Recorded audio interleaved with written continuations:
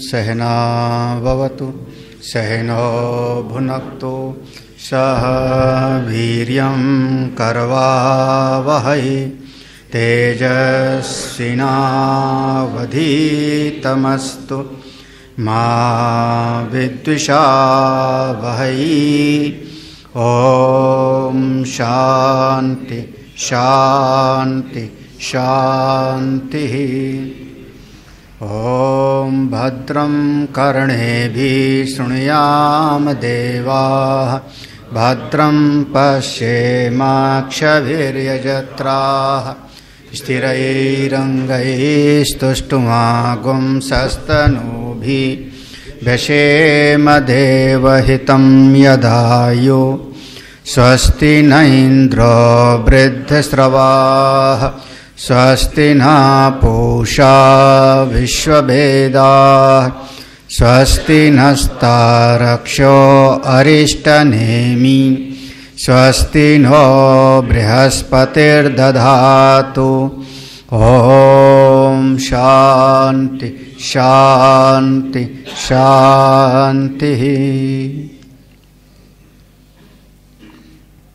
शंकरं शंकराचार्यं केशवं बादरायणं सूत्रभाष्यकृतौ वन्दे भगवन्तो पुनः पुनः। ईश्वरो गुरुरात्मेति मूर्तिभेदविभागिने व्योमवद्व्याप्तदेहाय दक्षिणामूर्तये नमः। सदाशिवसमारम्भां शङ्कराचार्यमध्यमाम् अस्मदाचार्यपर्यन्तां वन्दे गुरुपरम्पराम्। श्रुतिस्मृतिपुराणानाम् आलयं करुणालयं नमामि भगवत्पादं शंकरं लोकशंकरम्। छठा मंत्र पढ़ना था हम लोगों को। तिस्रो मात्रा मृत्युमत्या प्रयुक्ताः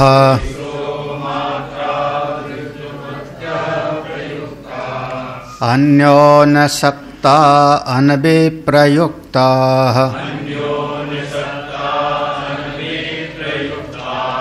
क्रियासु बाह्याभ्यन्तरमध्यमासु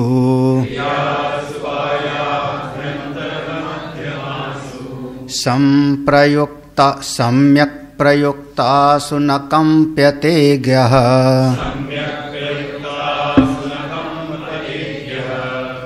ओंकार की उपासना करने वाला, ओम की उपासना करने वाला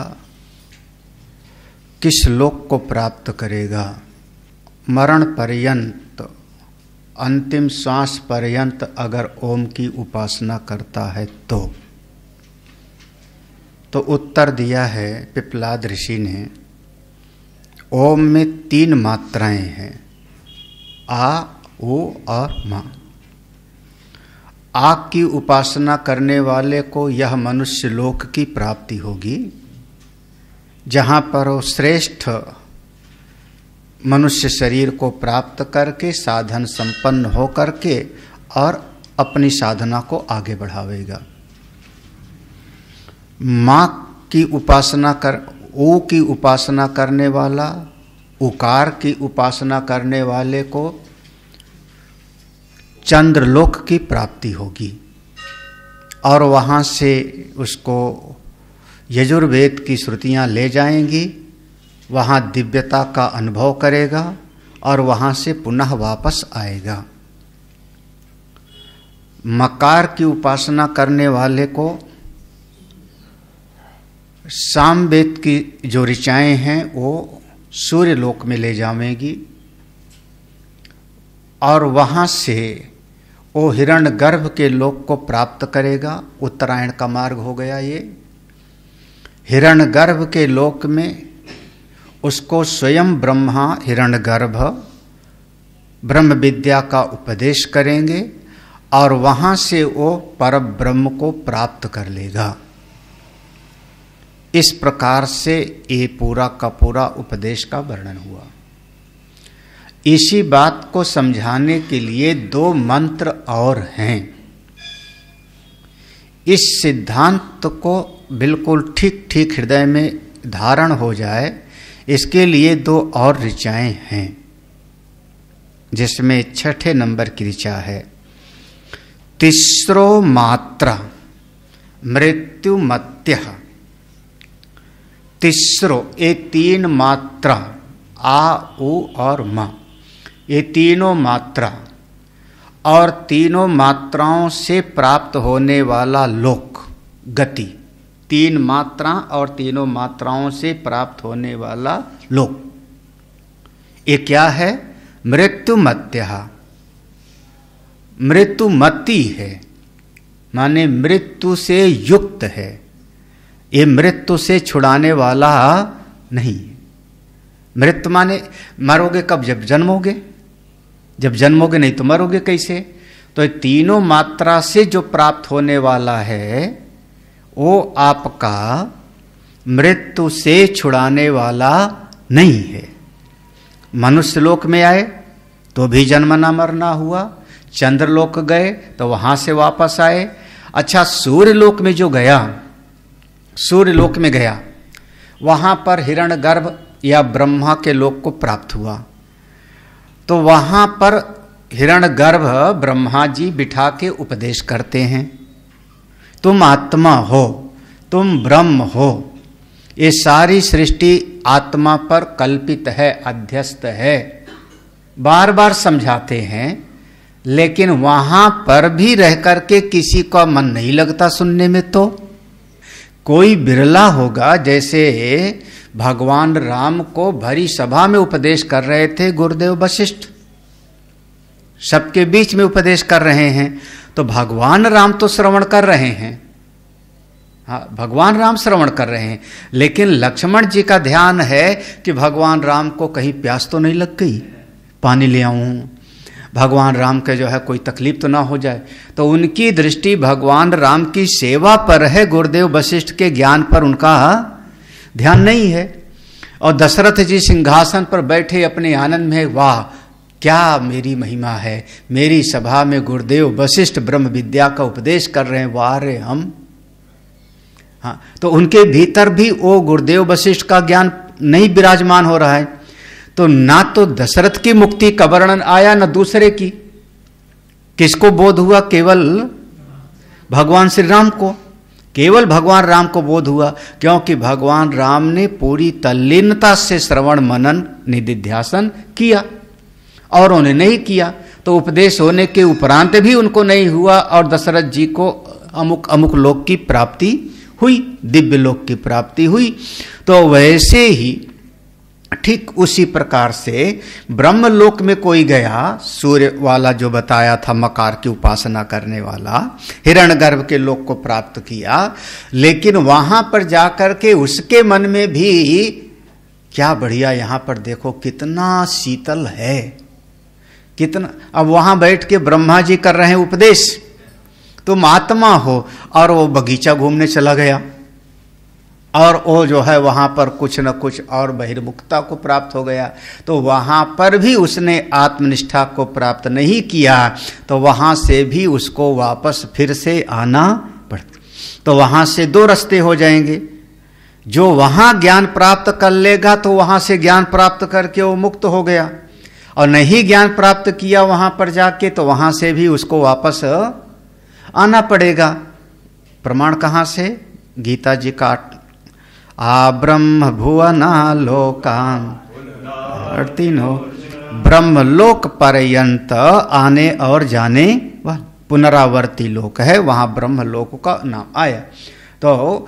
तो आता है वहां से। तो ये तीनों मात्राओं की जो उपासना करने वाला हुआ, आ उ और म, और तीनों मात्राओं की उपासना करने से जिस जिस लोक की प्राप्ति हुई वो मृत्यु से मुक्त नहीं है, मृत्यु से अभी पूरी तरह से छूटा नहीं।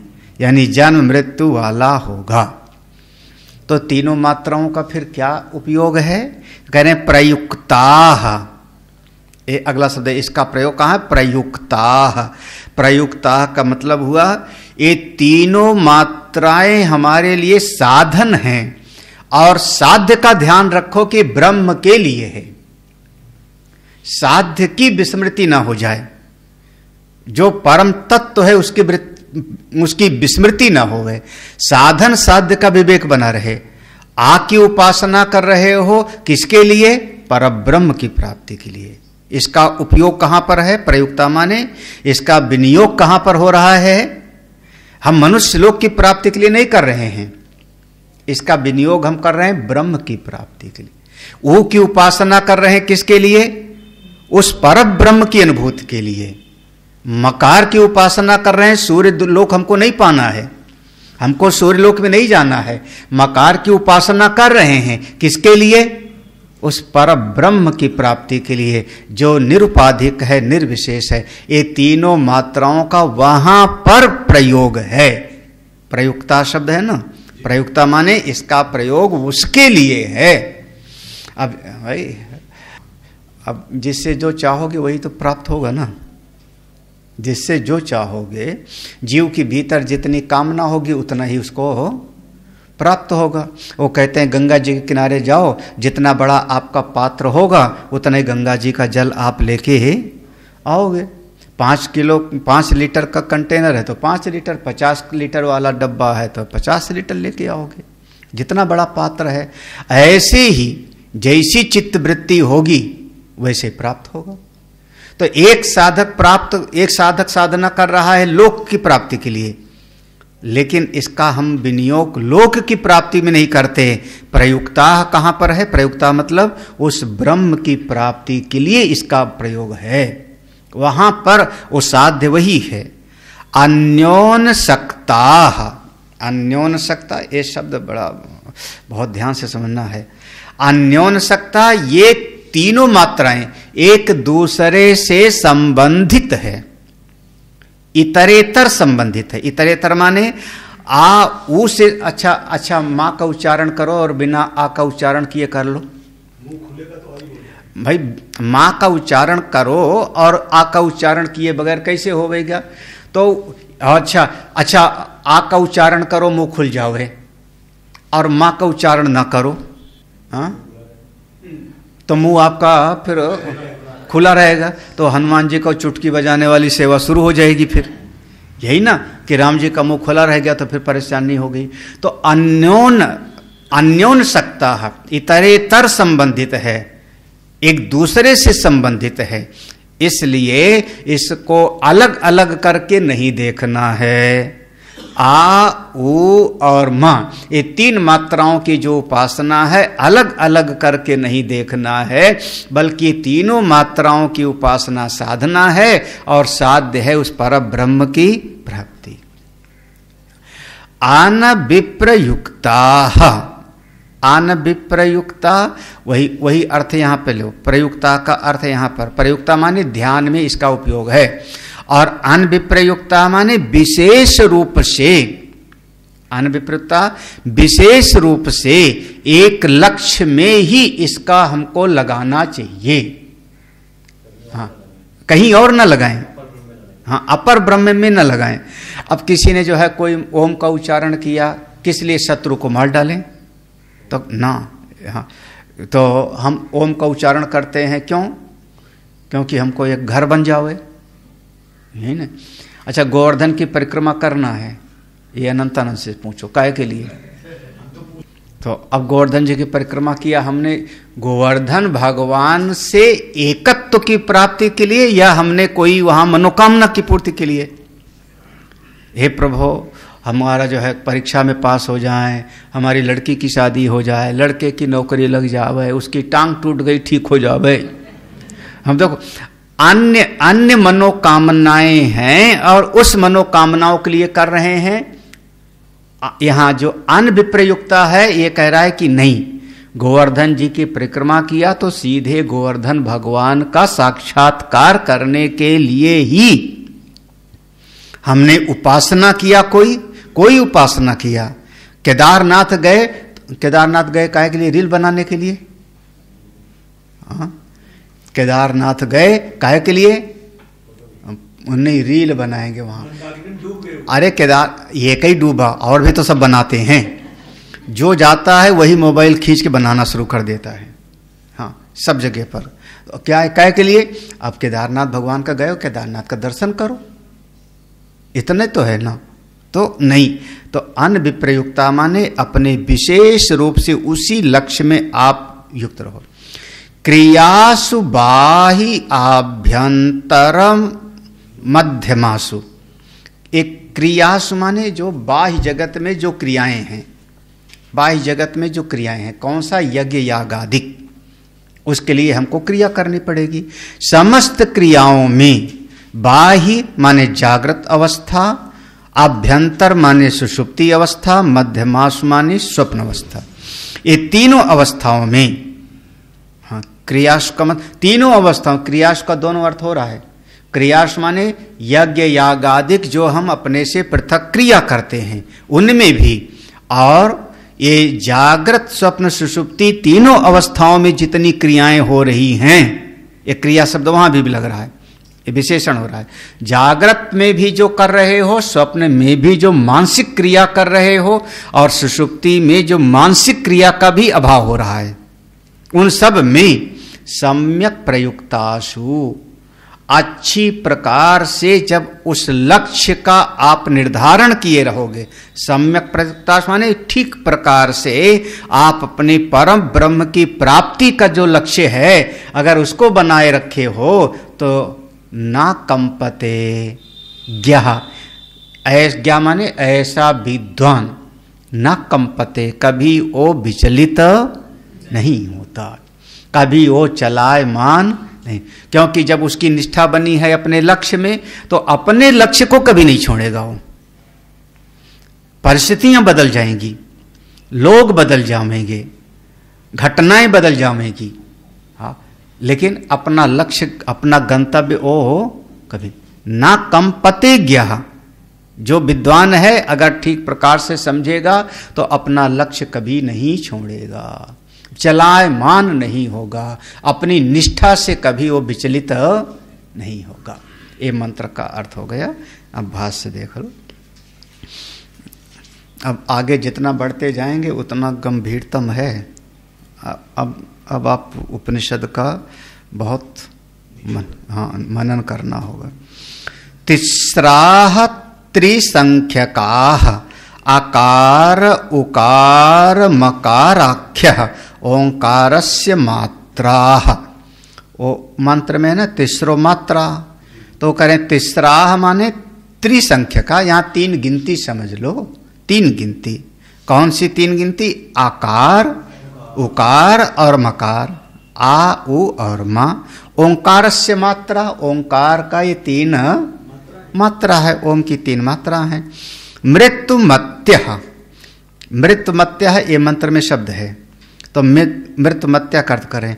मृत्यु यासाम विद्यते ता मृत्युमत्यो, मृत्यु गोचरात् अनतिक्रांता मृत्यु गोचरा एव इत्यर्थः। देखो, मृत्यु यासाम विद्यते, जहां पर, यासाम माने जहां पर मरना ही पड़े उसका नाम है मृत्युमत। मृत्यु यासाम विद्यते, मृत्यु जहां पर विद्यमान रहती है, जहां मृत्यु से छुटकारा नहीं है, उसी का नाम है मृत्यु मत। विद्यते माने है, उससे बच नहीं पाओगे। तो मृत्यु यासाम विद्यते, यासाम मृत्यु विद्यते ता मृत्यु मत्य, जहां मृत्यु रहती है। यानी ये तीनों मात्राओं की अलग अलग उपासना करेगा तो वो मृत्यु से बचने वाला फिर है नहीं। हाँ, मृत्यु गोचरात् अनतिक्रांता।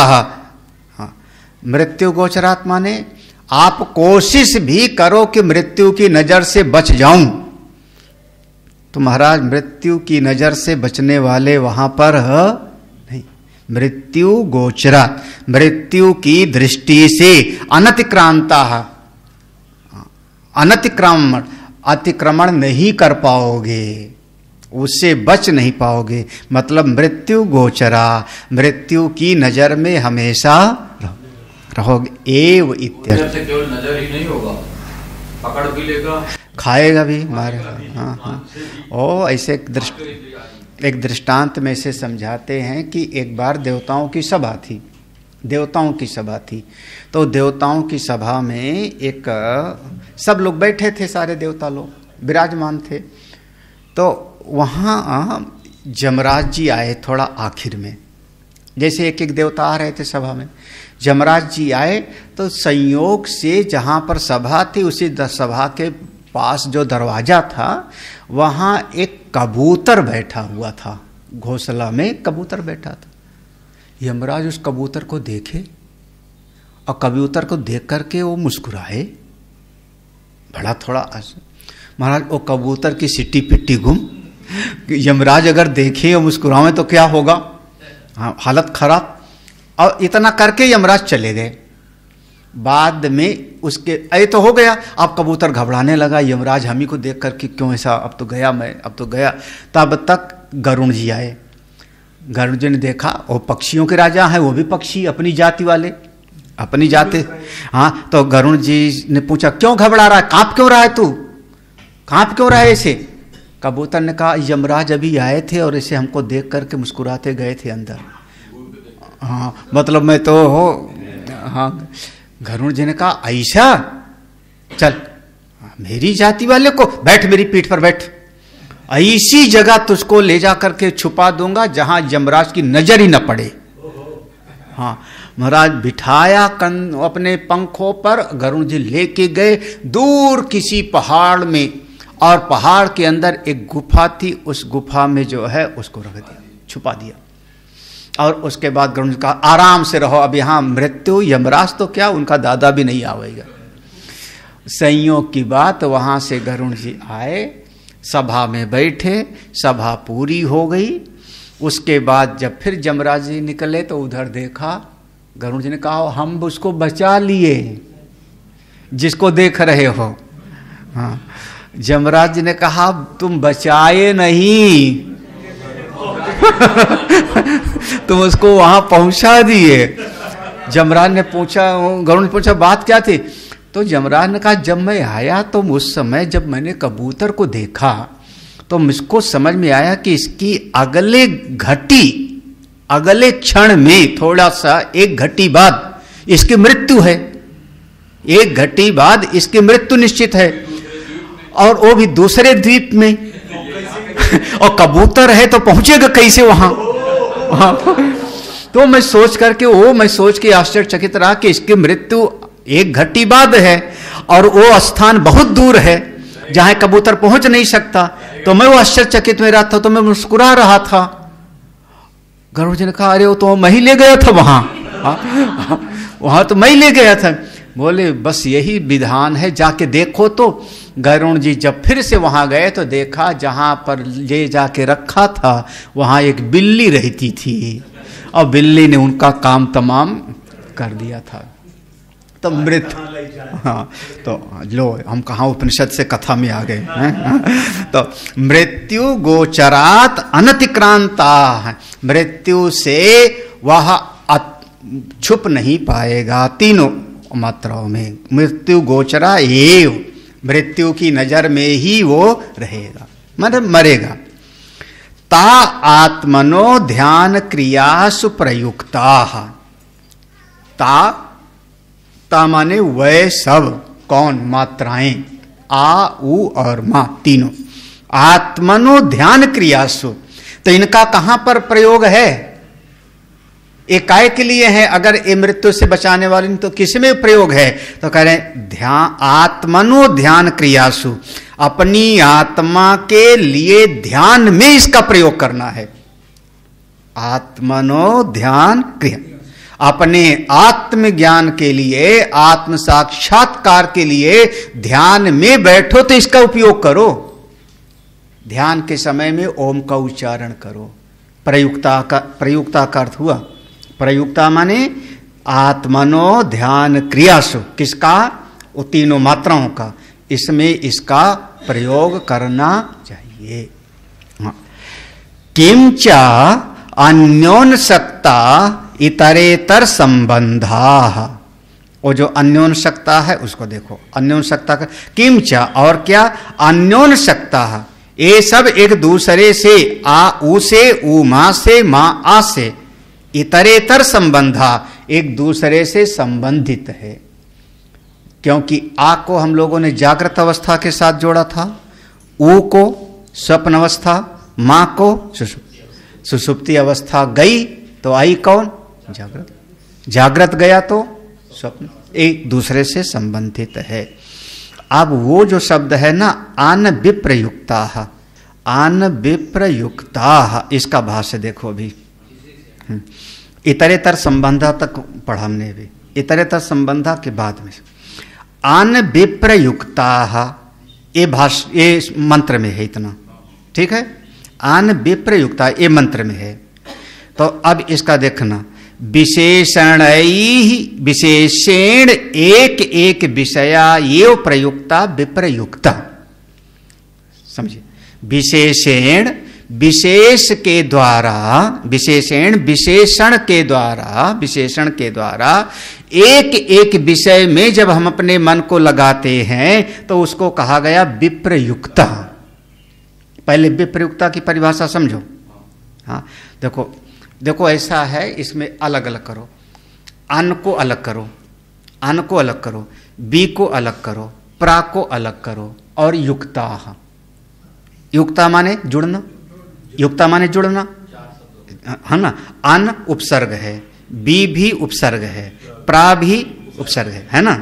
तो बी माने विशेषण, प्रा माने प्रकर्षण। तो विप्रयुक्ता मतलब अपने चित्त को किसी एक विशेषण का आधार लेकर के उस एक विषय में लगाने का नाम हुआ विप्रयुक्त। ठीक है, ये विप्रयुक्ता का पहले समझ लो, विप्रयुक्ता। हाँ, विशेषण को ले, विशेषण के आधार पे। भाई आत्मा अजन्मा है, आपने एक उसका विशेषण माना ना, अजन्मा और अमर है। हाँ, तो कुछ न कुछ अमुक व्यक्ति सज्जन है, तो अपन तो किसी एक विशेषण को लेकर के एक एक विषय में चित्त को लगाने का नाम हुआ विप्रयुक्त। विशेष रूप से विशेषण, विशेष रूप से हमने अपने मन को एक जगह पर जोड़ा, इसका नाम हुआ विप्रयुक्त। अच्छा, जो एक जगह पर अपने मन को ना जोड़े उसको नहीं, आना नहीं, आ, देखो आ जब लगा दोगे तो उस शब्द का अर्थ बिल्कुल उल्टा हो जाएगा। जैसे विद्या, विद्या माने ज्ञान, आ लगा दिया आगे तो अविद्या, बिल्कुल विपरीत हो गया ना, बिल्कुल विपरीत हो गया ना। तो उस शब्द का अर्थ बिल्कुल विपरीत हो जाएगा। जन्म और आ लगा दिया आगे अजन्मा हो गया ना, तो उसका अर्थ उल्टा हो जाएगा। तो आगे आ लगा दिया, केवल आ लगाया तो क्या हो जाएगा कि हमारा मन एक विषय में लग नहीं। देखो, ना तथा विप्रयुक्ता अविप्रयुक्ता। हाँ देखो, समझ आया, ना तथा विप्रयुक्ता, जिसका मन एक विषय में लग नहीं रहा है उसको हम क्या कहेंगे, अविप्रयुक्ता। ठीक है, विप्रयुक्ता माने चित्त हमारा किसी एक विशेषण का आधार लेके एक विषय में लग रहा है, और जिसका नहीं लग रहा है उसको हम कहेंगे अविप्रयुक्ता। अब देखो, अब उसमें आ के साथ अब एक ना जोड़ा, ना अविप्रयुक्ता अनविप्रयुक्ता, जिसका चित्त ऐसा नहीं है कि एक विषय में नहीं लग रहा है, ना अविप्रयुक्ता, ऐसा नहीं है कि एक विषय में नहीं लग रहा है, उसको हमने कहा अनविप्रयुक्त। जैसे आपने कहा अद्वैत, अद्वैत कहने का मतलब क्या हुआ, द्वैत नहीं है जहां पर उसका नाम हमने कहा अद्वैत। हाँ, हमें नहीं कह रहे हैं कि एक है, ऐसा नहीं कह रहे हैं, क्योंकि एक संख्या सापेक्षिक होती है। हाँ, एक संख्या कहना मतलब सापेक्ष है। तो हमने क्या कहा, जहां दो नहीं है, वो है कौन, अद्वय, वो है कौन, अद्वैत। आत्मा कैसा है? वो क्या है? जहां जन्म नहीं है, अजन्मा, जहां मृत्यु नहीं है, अमर है ना, ठीक है। तो वैसे जहां पर ऐसा नहीं है कि एक विषय में मन नहीं लगता, उसका नाम हुआ अनविप्रयुक्त। मतलब यही है कि अपने चित्त को पूरी तरह से एक विषय में लगाए रखा है, बिल्कुल उस चीज को हृदय में बिठाना है। लेकिन श्रुति उसमें कोई संभावना नहीं छोड़ती इधर उधर घूमने की। नहीं, आपका मन 1 घंटे के लिए लगा एक विषय में, अगले घंटे कहाँ लगेगा फिर? 1 घंटा हमारा मन लगा भोजन बनाने में, अगले घंटे मन हमारा लगा बाहर की चलो पार्क में घूम आए, अगले घंटे मन हमारा कहाँ गया? तो आपका बदल गया ना। तो अब आपका मन कभी बदलता ही नहीं, केवल उसी में जुड़ा हुआ है। हाँ, तो आप अनविप्रयुक्ता।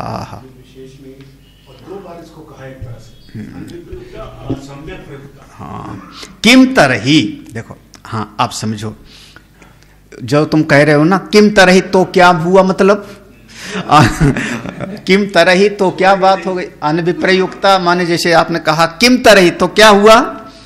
विशेषेण एक एकस्मिन् ध्यान काले तिसृषु क्रियासु बाह्य अभ्यंतर मध्यमासु जागृत स्वप्न सुषुप्त स्थान पुरुष अभिध्यान लक्षणासु योग क्रियासु सम्यक प्रयुक्तासु सम्यक ध्यान काले प्रयोजितासु न कंपते न चलति। ज्ञो योगी यथोक्त विभागज्ञ ओंकारस्य इत्यर्थ। किम तरह क्या हुआ? तो करे विशेषेण, खास करके विशेषेण, एक एकस्मिन ध्यान काले, एक एकस्मिन, जिस समय आप ध्यान में बैठ रहे हो, तो जिस समय पर आपने आकार का उच्चारण किया, आकार का उच्चारण किया, तो उस समय पर आकार के साथ में उसका विशेषण क्या हुआ? जागृत अवस्था, जागृत अवस्था हुआ। फिर जागृत अवस्था अभिमानी कौन हुआ? विश्व, उसको लगाया। जैसे अब ऊ का उच्चारण किया तो अब कौन? ऊ से स्वप्न अवस्था, स्वप्न अवस्था अभिमानी तेजस। ध्यान आ रहा है ना? हो गया ना? तो ध्यान काले तिसृषु क्रियासु, ये जो तीनों क्रियाएं होती हैं आ, ऊ और मां, ये तीनों को तीनों अवस्थाओं के साथ जोड़ करके ध्यान करना है। बाह्य आभ्यंतर मध्यमासु, ये मंत्र में है, बाह्य आभ्यंतर, तो ये तीनों का है जागृत स्वप्न सुषुप्त स्थान।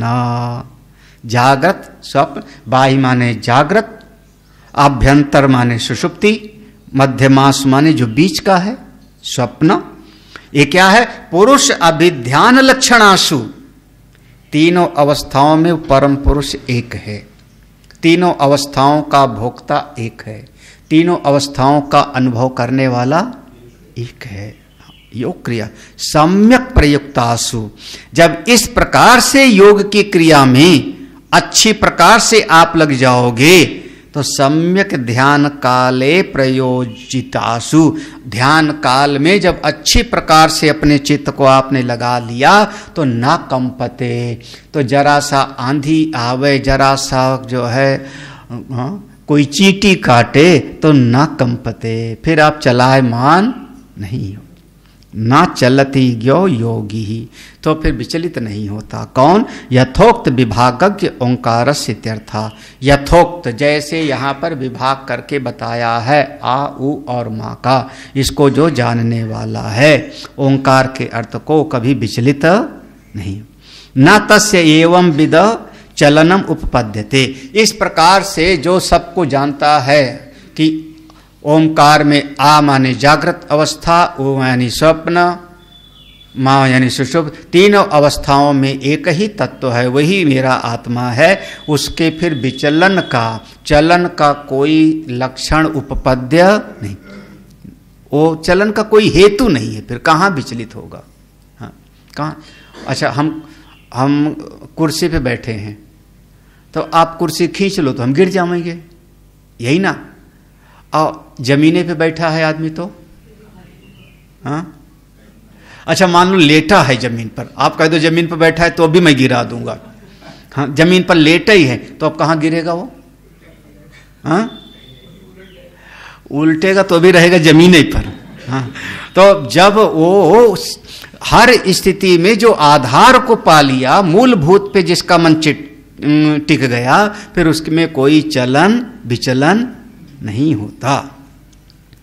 यस्मात् जाग्रत स्वप्न सुषुप्त पुरुषाः सह स्थानैः मात्रा त्रय रूपेण ओंकार आत्म रूपेण दृष्टाः स ही एवं विद्वान सर्वात्म भूतः ओंकारमयः कुतो वा चलित कस्मिन् वा।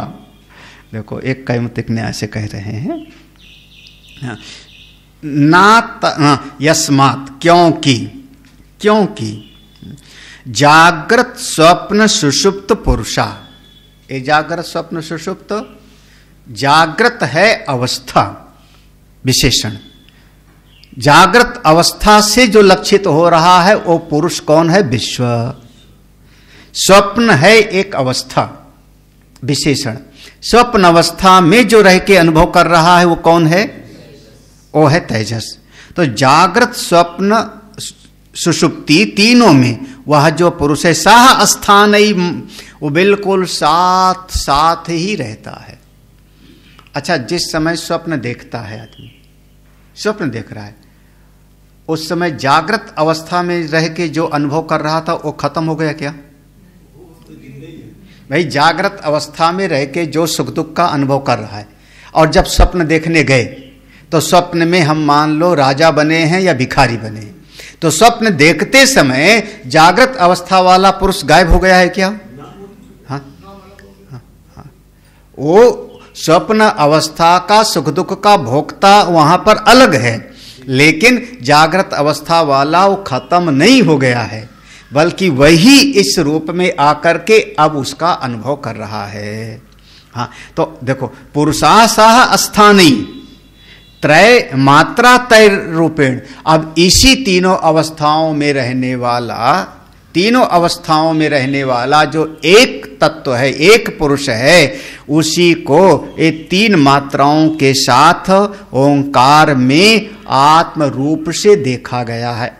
ओं मात्रा त्रय रूपेण ओंकार आत्म रूपेण दृष्टा। मात्रा त्रय, ये तीन मात्राएं आ उमा जो हैं ओंकार आत्म रूपेण, ओंकार ये तीन मात्राओं से युक्त ओंकार, वो कैसा? आत्म रूपेण। ये आ उ मा का उच्चारण भी आत्मा के होने पर हो रहा है। तीनों का मूल अधिष्ठान अपना आत्मा है। ये जो देख लिया दृष्टा, जो इसको समझ लिया, सा ही एवं विद्वान, जो इस प्रकार से विद्वान हुआ, वो सर्वात्म भूतः, वो सबकी आत्मा हो गया, सबकी आत्मा हो गया। अब हमारी आत्मा अलग, तुम्हारी आत्मा अलग, ऐसा नहीं है। क्यों? एक आदमी तो कह रहा है कि मैं तो बड़ा सुखी हूं, मैं तो चुनाव जीत गया हूं, एक आदमी कह रहा है मैं तो रो रहा हूं, हम तो चुनाव हार गए। हाँ, तो दोनों का अनुभव अलग अलग हो रहा है, एक दुखी है एक सुखी है, लेकिन दोनों के भीतर जो चेतन है अनुभव करता, वो वही एक है। तो वो सर्वात्म भाव को प्राप्त हो गया। ये सर्वात्म भाव को प्राप्त होना ये चरम लक्ष्य है।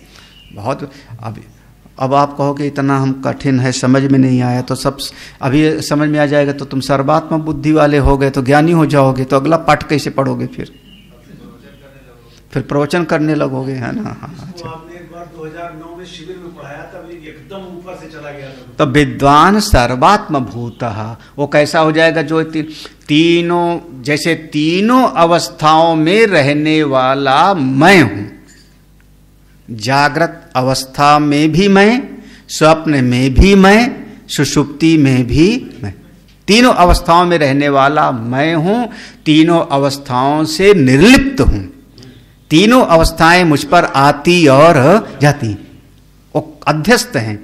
उसी प्रकार से आ उ और मा, ये तीनों मात्राओं का अधिष्ठान आत्मा है। जो इसको जान लेता है फिर उस सर्वात्म भाव को प्राप्त कर लेता है। ओंकार मया हो गया। कुतो वा चलेत, अब वो कहाँ जावेगा, कस्मिन वा, हाँ अब कैसे, किस कारण से कुतः, किस कारण से चलायमान होगा, क्योंकि सब तो अपनी आत्मा ही है, सब अपनी आत्मा ही है। हाँ, तो सर्वार्थ संग्रहार्थो द्वितीयो मंत्र, पूरे इस 5वें प्रश्न का, सर्वार्थ माने पूरे 5वें प्रश्न का जो पूरा का पूरा है उसका पूरा उपसंहार करने के लिए अगला ये मंत्र है। पहले कहा था ना 2 मंत्र हैं इसके विषय में, तो ये पूरे 5वें प्रश्न का इसमें आपका उपसंहार है। ऋग्भिर्रेतं यज्भिर्रेतं यजुभिरंतरिक्षम सामभिर्यत्तत्कवयो वेदयन्ते तमोंकारेणेव आयतनेनन्वेति विद्वान् यत्तत् शान्तमजरममृतम् अभयं परं चेति।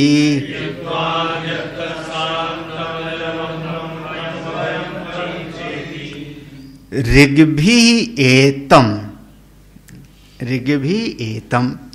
ऋग्वेद की ऋचाएं साधक को ले जाती हैं।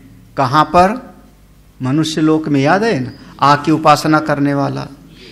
यजुभी अंतरिक्षम, यजुर्वेद की ऋचाएं चंद्रलोक को, अंतरिक्ष में। साम, अंतरिक्षम सामभी, यहाँ देखो, ऋग्भी एतम इस लोक को, यजुभी यजुर्वेद की मंत्र की ऋचाएं अंतरिक्ष को, सामभीर सामवेद की ऋचाएं उसको कहाँ ले गई थी? सूर्य। हाँ, यत तत् कवयो, इसको ऐसे विद्वान लोग ही जानते हैं। यत तत् कवयो वेदयन्ते, इसको विद्वान लोग ही जानते हैं। तम ओंकारेण एव, इस बात को अगर हम जानना चाहते हैं तो विद्वान लोग जानते हैं, और हम साधक हैं तो हम भी जानना चाहते हैं, तो कैसे जाने?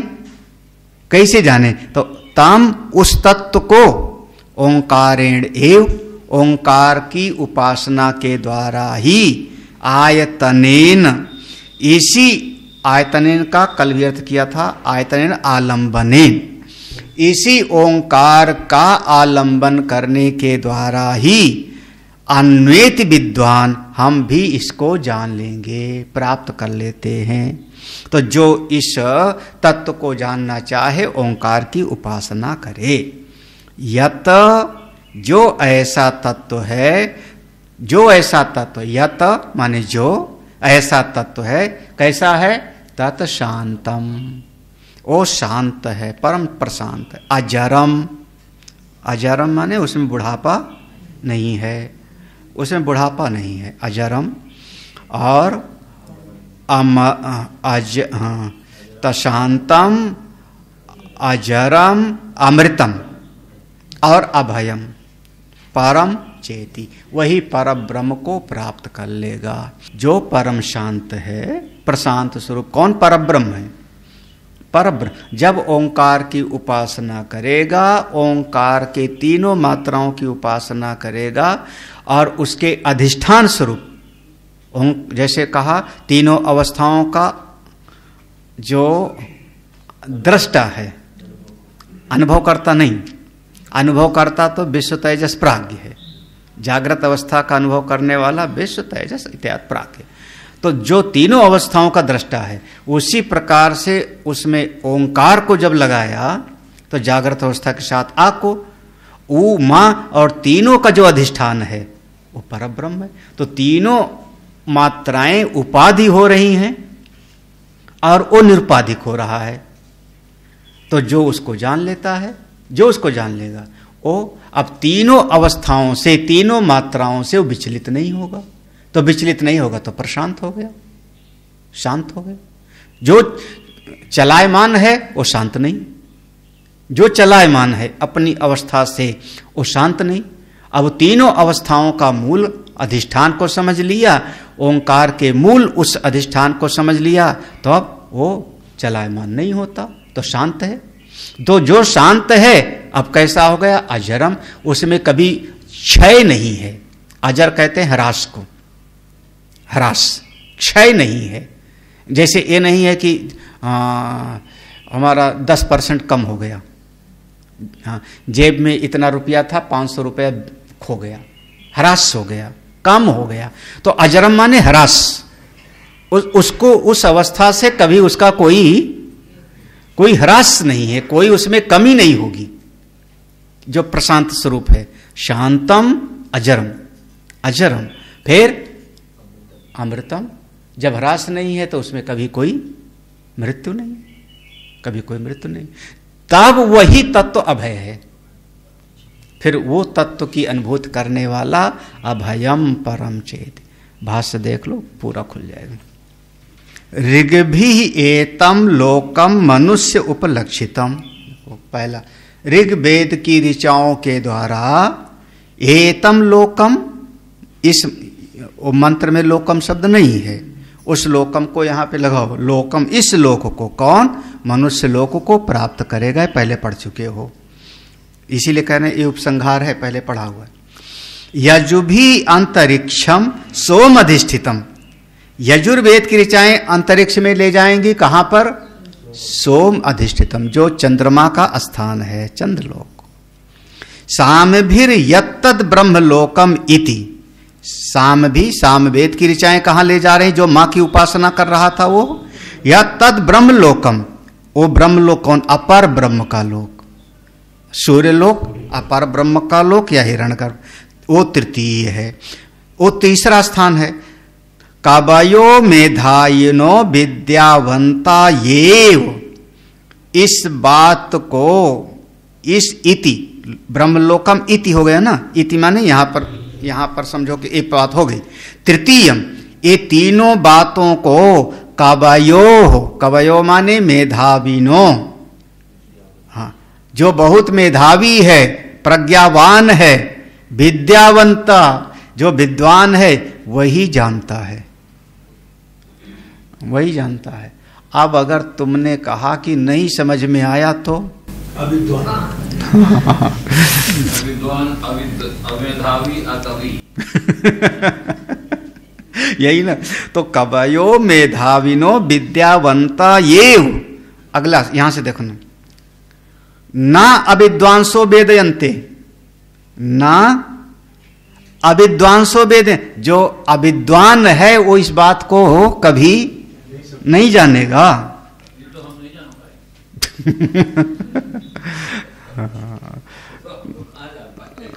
घबराइए मत, अगला जो प्रश्न आएगा ना वहां पर घटाटोप तरीके से चलेगा कि आप नहीं जान पाए इसका भी ज्ञान है कि नहीं आपको। मूल प्रसंग यही होगा, अभाव का भी ज्ञान है कि नहीं आपको। हमको नहीं पता इसका जान के बोल रहे हो कि बिना जाने? हाँ, तो ज्ञान तो है, और जो बोल रहा है तो ज्ञान तो है। हाँ, विशेषण का ज्ञान नहीं है, उपाधि का ज्ञान नहीं है, लेकिन मूल चेतन का ज्ञान। हाँ, मैं नहीं समझ पाया, ये भी तो तुम समझ के बोल रहे हो ना। तो अगला प्रसंग में यही पूरा होगा, और वहां पर 4 दिन चलेगा कम से कम। तो हाँ, तो ना अविद्वांसो वेदयन्ते, इसका मतलब कि जो अविद्वान है वो इस बात को ठीक से नहीं समझेगा, विद्वान ही जानेगा। तम त्रिविधम लोकम, ये 3 प्रकार का लोक, ओंकारेण साधनेन, ओंकार की साधना के द्वारा ही अपर ब्रह्म लक्षणम अन्वेति, अपर ब्रह्म की प्राप्ति होती है। अन्वेति अनुगच्छति विद्वान।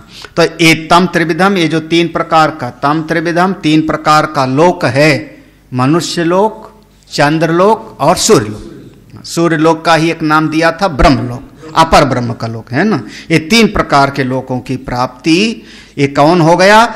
अपर ब्रह्म लक्षणम। यहां पर शब्द देखना, साधनेन अपर ब्रह्म लक्षणम। ये अपर ब्रह्म का जो स्थान है, अन्वेति अनुगच्छति, इसी को प्राप्त करेगा। तेन एव ओंकारेण, उसी ओंकार की उपासना के द्वारा। देखो अब ओंकार ही उपास्य हो रहा था ना, ओंकार की उपासना कर रहे थे। अब उसमें दो दृष्टि थी, एक अपर ब्रह्म और एक उसके द्वारा लक्षित पर ब्रह्म। ये था ना कि जब उसका अपर ब्रह्म की दृष्टि, उपाधि को लेकर उपासना करेंगे तो अपर ब्रह्म, और तत्व की दृष्टि से तो अपर। तो कह रहे हैं देखो, तेन ओंकारेण, उसी ओंकार की उपासना के द्वारा, यत तत्परम ब्रह्माक्षरम, अब यहां अपर शब्द नहीं है, यत तत्परम ब्रह्म, जो पर ब्रह्म है, कौन है? अक्षरम सत्यम पुरुषाख्यम, जो परम सत्य है, जिसको वेद ने पुरुष शब्द से प्रयोग किया, सहस्र शीर्षा पुरुष, पुरुष शब्द से प्रयोग किया है। सत्य है, शांतम विमुक्तम, जो परम शांत है, मुक्त है, जागृत स्वप्न सुषुप्त्यादि विशेष सर्व प्रपंच विवर्जितम, सारा का सारा तीनों अवस्थाएं, जागृत स्वप्न सुषुप्ति, ये जितने विशेषण हैं, इन सब से जो बिल्कुल प्रपंच से बिल्कुल विवर्जित है। अतएव, इसीलिए अजरम, अजरम जरा वर्जितम, अमृतम मृत्यु वर्जितम। अतएव यस्मात्, यस्मात् जरा विक्रियादि रहितम अतो अभयम। हाँ, पूरी पंक्ति का फिर से देखो एक बार।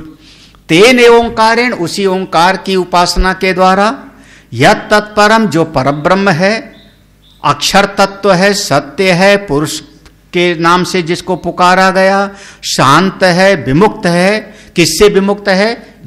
विमुक्त है किससे? जागृत स्वप्न सुषुप्त्यादि विशेष सर्व प्रपंच वर्जित, सारे प्रपंचों से वो बिल्कुल परे है। अतएव, इसीलिए अजरम है, अजर माने जरा वर्जितम, जिसमें कभी ह्रास नहीं, बुढ़ापा नहीं। अमृतम है, अमृतम माने मृत्यु वर्जितम। अतएव, क्योंकि, यस्मात्, क्योंकि जरा विक्रियादि रहितम, बुढ़ापा और विकारों से रहित है। अतो अभयम, इसीलिए वही अभय।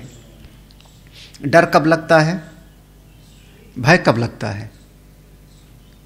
कुछ खो न जाए, कुछ कम ना हो जाए, बस कुछ हमारे हाथ से छूट न जाए, इसी का भय है कि नहीं? इसी का भय है कि नहीं? हाँ, अरे हमारा जीवन न चला जाए, इसका भय। जंगल में बैठे हैं, मर न जाऊं, मर न जाऊं माने मेरा ये शरीर न खो जावे, शेर न खा जावे, यही ना, पोटली न खो जावे। बस भय कब है? भय कब है? जब कहीं न कहीं कोई हाँ कोई बिल्कुल जहां उसका ह्रास का, कमी होने का खतरा है, वहीं पर उसको भय, वहीं पर भय। हाँ, अब उसका वो तो तत्व है, कयम है तत्व, जिसमें जरा नहीं, मृत्यु नहीं, तो इसलिए यस्माद एव अभयम। देखो, क्योंकि वो अभय तत्व है, तस्मात् परम निरतिशयम, इसीलिए वो परम ब्रह्म तत्व है, निरतिशय, जिसकी कोई सीमा नहीं है, जिसकी, इसीलिए ज्ञानी कभी किसी से भयभीत नहीं होता। अब ये नहीं कि नाम है अभयानंद और तुम्हारा चेहरा फूल जावे तभी डर जाऊं मैं, है ना। हाय हाय भगत जी पता नहीं क्यों नाराज हैं आज सवेरे से। तो अब बताओ, नाम है अभयानंद और भगत नाराज हो गया, तब भी जो है भीतर गुड़गुड़ होने लगा, तो फिर क्या? केला चढ़ाएगा कि नहीं? है ना। तो निरतिशयम, जिसकी कोई सीमा नहीं। तदपि ओंकारेण आयतनेन, तदपि ओंकारेण, तब भी ओंकारेण आयतनेन, आयतनेन माने आलंबनेन, ना आयतन माने आलंबन, यहां पर बार बार आ रहा है, पहले भी आया था ना मन।